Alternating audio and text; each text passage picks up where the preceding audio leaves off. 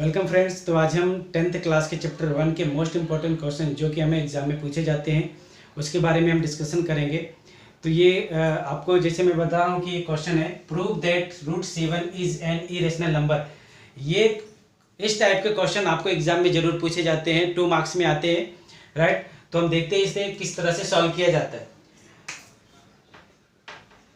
इसे सॉल्व करने के लिए हम कौन से मेथड का यूज करेंगे। हम जानते हैं कि पूरे वर्ल्ड में जितने भी नंबर्स हैं उन सभी नंबर्स को हम रियल नंबर कहते हैं, राइट। और रियल नंबर को 2 पार्ट्स में डिवाइड किया गया है, रैशनल नंबर और इरेशनल नंबर। अगर मैं बात करूं कि कोई भी नंबर इरेशनल नंबर नहीं है, दैट मीन्स वो क्या हो गया, रैशनल नंबर। अगर मैं किसी नंबर को ऐसा बोलूं कि ये नंबर रैशनल नंबर नहीं है, दैट मीन्स वो क्या हो गया, इरेशनल नंबर। तो यहां पर हम उसी कॉन्ट्राडिक्शन का यूज करेंगे और इसे प्रूव करेंगे कि ये इरेशनल नंबर है। तो पहले हम यहां पे एक काम करते हैं कि इसे हम रैशनल नंबर सपोज कर लेते हैं। Let √7 is a rational number. इसे हमने सपोज कर लिया कि ये रैशनल नंबर है।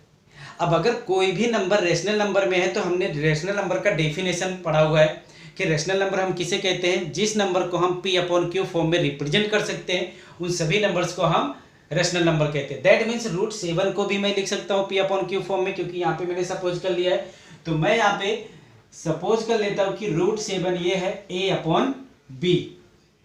यहाँ पर अगर मैं A और B की बात करूँ तो जो A और B है इन दोनों का HCF of A and B is 1।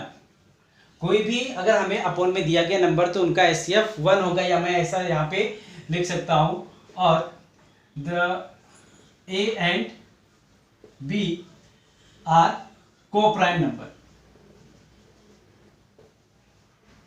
तो दोनों में से हम कुछ भी लिख सकते हैं, या आप लिखो HCF of AB is equal to 1, या A and B are coprime. दोनों का मीनिंग एक ही होता है, को प्राइम ही उसे कहा जाता है कि जिनका HCF 1 होता है, राइट। अब मैं इन दोनों को इन दोनों साइड में स्क्वायर कर देता हूं।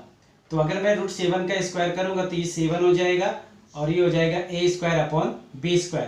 क्या किया हमने, स्क्वायरिंग ऑन बोथ साइड, दोनों साइड में हमने स्क्वायर कर दिया। अब हम इस B को इस साइड में शिफ्ट कर देते हैं तो ये हो जाएगा 7B² is equal to A²। अगर मैं इसी को लिखना चाहूँ तो मैं लिख सकता हूँ A² is equal to 7B²। अब एक हमारे पास में एक थ्योरम है कि अगर कोई भी नंबर, कोई स्क्वायरिंग नंबर है, किसी नंबर से डिवाइड हो रहा है, दैट मीन्स उसका स्क्वायर रूट भी उस नंबर से डिवाइड होगा। जैसे मैं यहाँ पे बात करूँ कि ये 7 के टेबल में A² आ रहा है और B² के भी टेबल में A² आ रहा है, दैट मीन्स A² 7 से डिविजिबल, A² 7 से डिविजिबल है। दैट मीन्स उस थ्योरम के अकॉर्डिंग में हम ऐसा बता सकते हैं कि A is also divisible by 7, right. तो यहाँ पे अगर हम बात करें तो A² is divisible by 7, right. So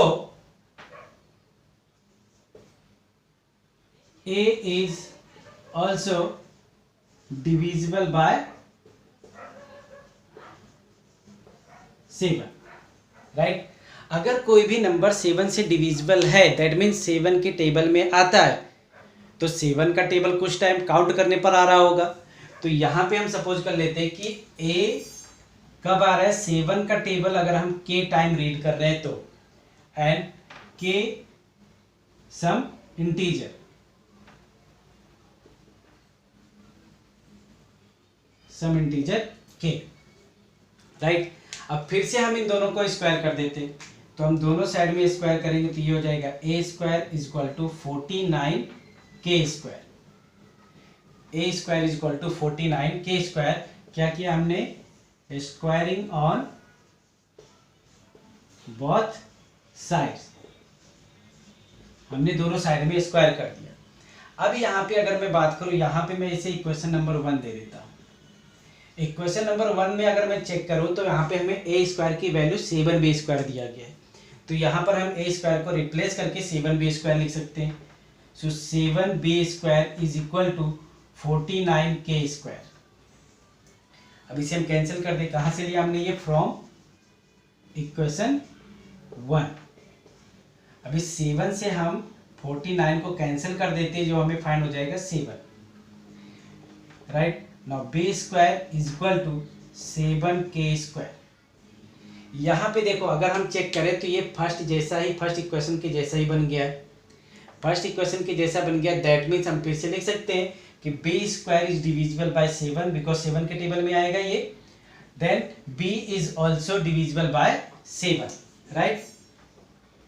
so B square is divisible by 7, so b is also divisible by 7, right. अगर मैं बात करूं कोई भी नंबर एक ही नंबर के टेबल में आ रहा है दोनों, दैट मीन्स उसका एचसीएफ क्या होगा, वही नंबर होगा। जैसे मैं थोड़ी देर के लिए मान लेता हूँ कि 20 है और 25 है, 20 भी 5 के टेबल में आ रहा है और 25 भी 5 के टेबल में आ रहा है। दैट मीन्स अगर मैं 20 और 25 का एचसीएफ फाइंड करता हूँ तो हमें एचसीएफ 5 फाइंड होगा।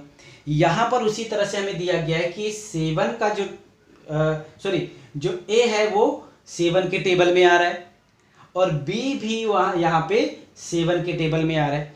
दैट मीन्स इन दोनों का एचसीएफ क्या होगा, so HCF of A and B is equal to 7। दोनों का एचसीएफ हमें फाइंड हो गया 7, बट यहाँ पे अगर हम फर्स्ट में चेक करें तो हमने यहाँ पे लिखा है HCF of A and B is 1। यहाँ पे क्या फाइंड हो रहा है, हमने प्रूव किया तो 7 फाइंड हो रहा है। दैट मीन्स हमने कुछ रॉन्ग लिया होगा, इसलिए हमारा आंसर रॉन्ग आ रहा है। तो हमने रॉन्ग क्या लिया था कि √7 इज ए रेशनल नंबर। सो ये रेशनल नंबर तो नहीं हो सकता है, तो रेशनल नंबर नहीं होगा तो इसका अपोजिट क्या होगा, इरेशनल नंबर होगा। So this is contradiction.